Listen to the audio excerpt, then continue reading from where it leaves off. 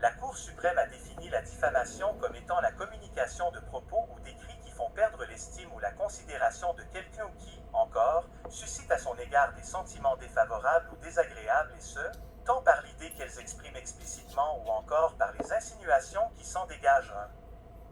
Lorsqu'il est prouvé que la diffamation reprochée constitue une faute civile et que la personne visée en subit un préjudice, cela peut donner ouverture à un recours juridique. À ce sujet, la décision Boumalab C. Diffusion Métromédia CMR INC apporte les nuances précisées ci-après. De manière générale, la faute correspond à une conduite qui s'écarte de la norme de comportement qu'adopterait une personne raisonnable.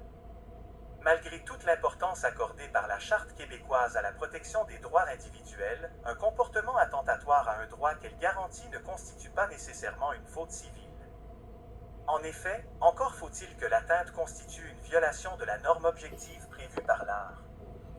1457 C.CQ, qui est celle du comportement de la personne raisonnable et qu'aucun autre motif ne limite la conclusion concernant la faute, par exemple, l'existence d'une immunité ou la prise en considération de droits concurrents, comme celui de la liberté d'expression, 2.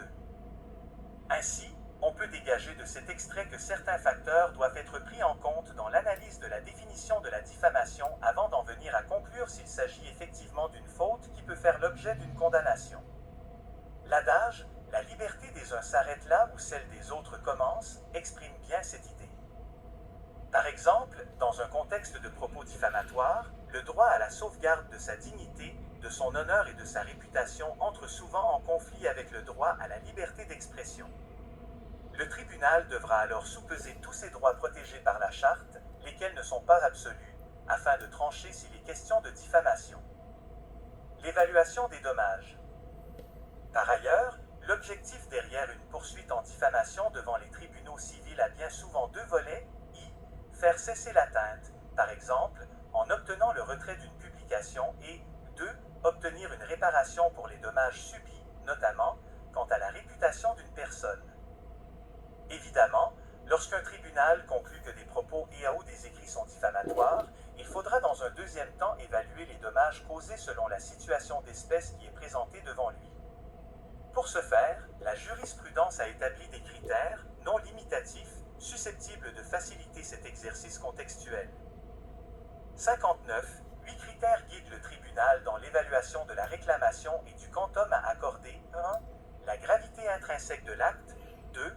Sa portée particulière sur celui ou celle qui en a été la victime. 3. L'importance de la diffusion. 4. L'identité des personnes qui en ont pris connaissance et les effets que l'écrit a provoqués chez ces personnes. 5. Le degré de déchéance plus ou moins considérable à laquelle la diffamation a réduit la victime par comparaison à son statut antérieur. 6. La durée raisonnablement prévisible du dommage causé et de la déchéance subie. 7.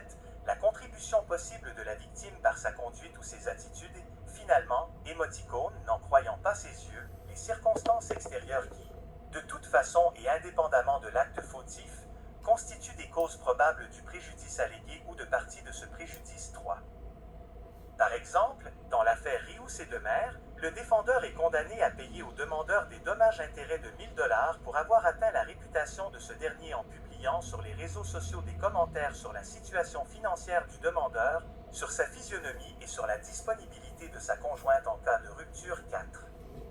La Cour prend notamment en compte des éléments suivants dans l'évaluation du préjudice. Les propos du défendeur sont diffusés sur les médias sociaux dont l'un compte plus de 60 000 abonnés. Ces attaques se produisent sur une courte période, mais blessent le demandeur et l'affectent dans son estime de soi. Les propos à l'égard de sa conjointe démontrent son insouciance sur les conséquences de ses affirmations déplacées. Conclusion. L'essor des réseaux sociaux et la possibilité pour monsieur et madame tout le monde de publier leur opinion par un simple clic a forcé le droit à s'adapter et à élaborer de nouveaux critères à prendre en compte dans les cas de diffamation via les plateformes en ligne. En effet, autrefois, les grands médias et les journalistes étaient plus particulièrement visés. Or, encore aujourd'hui, les écrits diffamatoires sont sanctionnables par la loi, que vous soyez une grande chaîne de diffusion ou bien simplement un utilisateur de la plateforme Facebook. Il faut donc utiliser ces plateformes de manière vigilante puisque les tribunaux appliquent toujours les règles générales du recours en diffamation lors de l'évaluation de la preuve présentée, en plus de tenir compte des particularités de la diffamation en ligne. Maître Céleste Anctil, avocate.